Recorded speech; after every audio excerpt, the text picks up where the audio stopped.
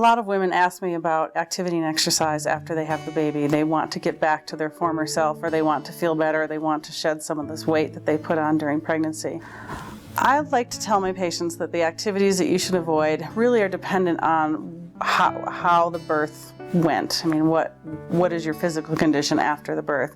And also giving time, allowing. It took you 9 months to get this way. Honor what your body has done. And we like you to lay low for a while, no activity, so that you can really spend the time healing and caring for your infant, nursing your infant and caring and getting to know your infant.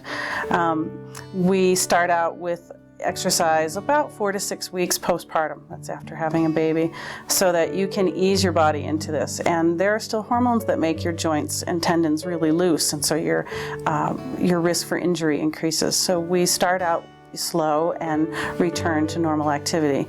And this will vary in activity for what kind of person you started out being. If you started out being overweight and out of shape, you're not going to jump right back into it.